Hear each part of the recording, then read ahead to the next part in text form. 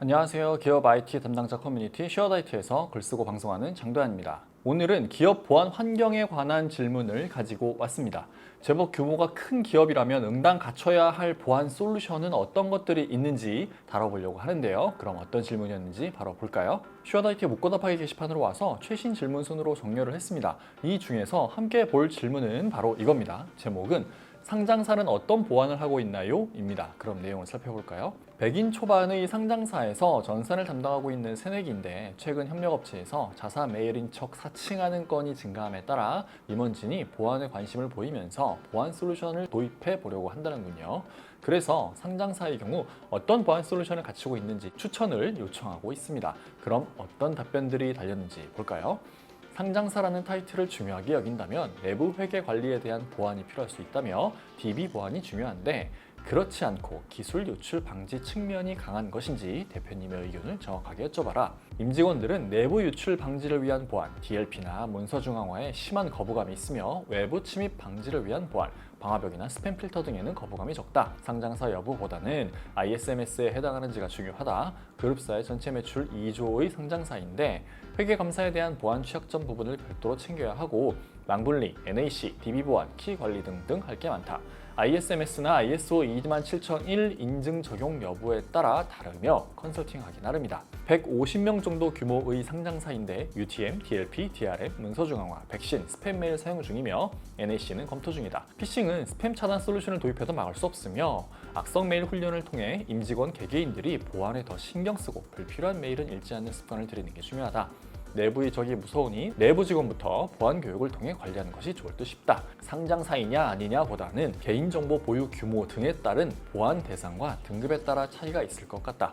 개인적으로 참고하는 보안 로드맵이라며 1단계는 백신, 방화벽, 자산관리, 매체 제어나 파일 유출 방지와 같은 통합 보안 2단계는 패치 관리, 웹 방화벽, 메일 보안, 출력물 보안, 로그 관리, SSO, DB 보안 3단계는 좀비 PC 탐지, 시스템 취약점 분석, 통합 계정 관리, 투팩터 인증 4단계는 모바일 보안, 생체 인증 등이 있다라고 답변을 남겨주셨습니다. 회원분들의 답변을 요약해보면 첫 번째로 상장사 여부에 따라 보안 환경 구현에 차이가 있는 것은 아니라며 임직원들이 요구하는 보안이 정확하게 어떤 것인지를 파악해야 한다고 하셨고요. 두 번째로 피싱은 스팸 차단 솔루션으로 막을 수 없으니 내부 임직원 대상 보안 교육이 더 중요하다. 세 번째로 단계별로 보안 수준을 높여가면서 필요한 보안 솔루션을 도입하는 것을 추천한다 정도로 정리할 수 있겠습니다. 이번 질문에 달린 답변을 보면 기업 규모나 상장 여부보다는 현재 기업이 처해 있는 그 상황에 따라서 어떤 형태의 보안을 갖출 것인가 이게 더 중요하다라는 것을 알 수 있습니다. 하지만 기업이 처한 환경은 각각 다르기 때문에 이제 막 보안 솔루션들을 도입하려는 분들께서 참고하실 수 있도록 크게 두 가지 정도의 측면에서 어떤 보안 솔루션을 갖추면 좋을지 알아보겠습니다. 기업의 보안은 크게 외부로부터의 공격을 방지하는 것 그리고 내부에서 데이터 유출을 방지하는 것으로 나눌 수 있습니다. 보통 보안은 이 외부의 공격을 방지하는 것부터 출발하죠. 임직원들의 업무에 별다른 영향을 주지 않으면서 사내 시스템과 임직원들의 PC를 보호할 수 있기 때문입니다. 외부 공격 방지를 위해 가장 기본적으로 거론되는 보안 솔루션은 방화벽입니다. 내부 시스템에 접근하려는 외부 트래픽을 블랙리스트나 아니면 화이트리스트로 차단함으로써 외부 공격을 막아주는 아주 기본적인 보안 솔루션이라고 할 수 있죠. 여기에 IPS나 IDS와 같은 침입 탐지 및 침입 방지 솔루션을 추가하면 실시간으로 이 내부 시스템에 접근하는 트래픽을 분석하고 대응할 수 있어서 내부망 보안이 한층 강화됩니다. 그리고 이 방화벽에 IPS, IDS와 같은 보안 기능이 더해진 UTM 솔루션이 널리 사용되고 있고요. 최근에는 넥스트 제너레이션 파이어월 차세대 방화벽 하나만 도입하면 외부 트래픽 보안은 상당 부분 해결할 수 있습니다. 그리고 추가로 스팸 메일 차단 및 컨텐츠 무해와 같은 메일 보안 솔루션 그리고 외부에서 내부 시스템으로 안전하게 접근할 수 있도록 도와주는 VPN 같은 솔루션을 사용하면 기본적인 외부 공격 방지를 위한 보안은 갖췄다 라고 할 수 있겠습니다. 이렇게 외부 보안을 갖췄다면 이제 내부 보안을 신경 써야 할 때입니다. 내부 보안은 사내 임직원들의 업무에 영향을 주는 것이기 때문에 도입에 있어서 신중해야 하는데요. 보안을 우선시하다가 임직원들의 업무에 불편이 가중될 수 있기 때문입니다. 하지만 그렇다고 임직원들의 불만 때문에 보안을 또 등한시할 수는 없어요. 그래서 일단은 이미 갖춰둔 이 외부 보안이 어떤 경우에서든 만약에 뚫렸을 경우에 대비하기 위해서 AV, 백신이나 EDR과 같은 솔루션이 반드시 필요하고요.